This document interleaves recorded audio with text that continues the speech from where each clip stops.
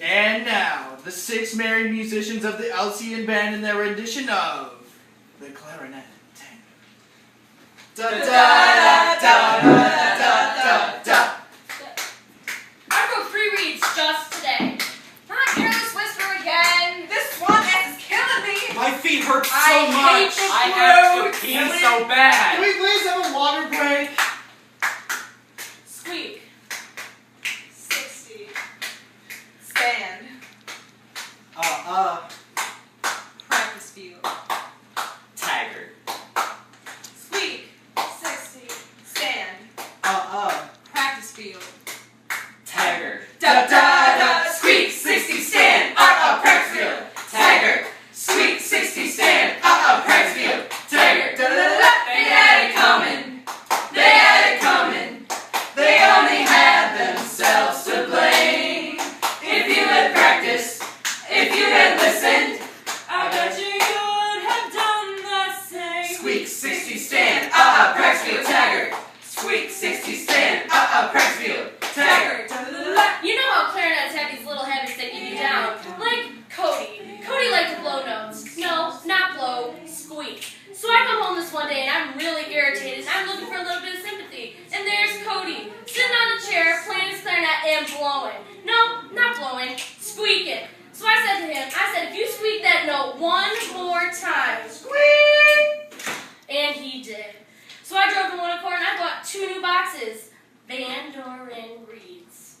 If you had practiced, if you had listened, I bet you would have done the same. I met a gentleman from Chesterfield, Michigan about 3 years ago, and he told me he played in tune.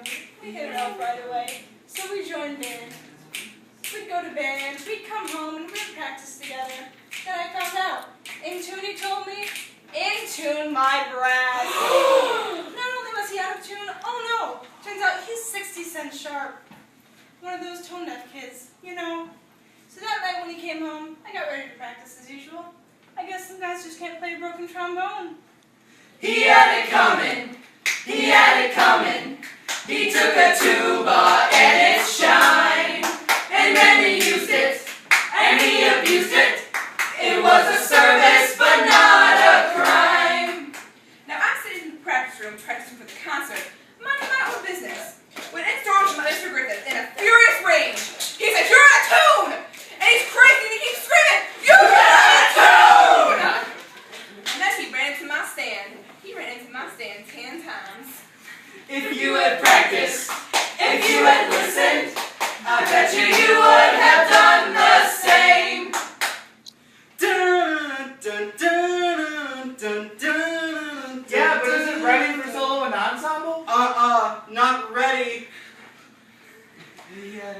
My section, the clarinets and I, had this awesome act. And we would travel around with our drum major, Jacob. Now, with the last number in our act, we did 20 incredible licks. 1, 2, 3, 4, 5, glissandos. Glissandos, triplets, legato, staccato, one right after the other. So one night, we were on the practice field, having a sectional, playing, having a few laughs, and I break a reed, so I went out to get some. And when I come back, there's my section and Jacob doing movement number 1, the grand illusion. I was in such a state of shock, I completely blacked out. I can't remember a thing. It wasn't until much later when I was picking up the orange rinds that I even knew they were gone.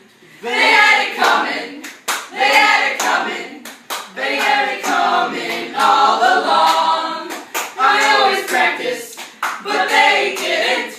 How could you tell me that I was wrong?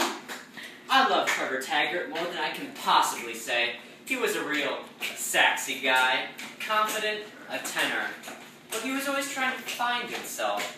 In every rehearsal, he found soprano, alto, bari, bass. I guess you could say we broke up over musical differences. He saw himself as sharp, and I saw him flat. The tone that band, band, band, band, band, band, band, band, band, band. They had it coming, they had it coming, they had it coming all along. 'Cause if they practiced, they would have fixed it.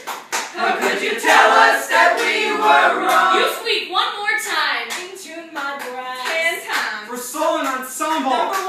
and illusion. Musical differences. I bet you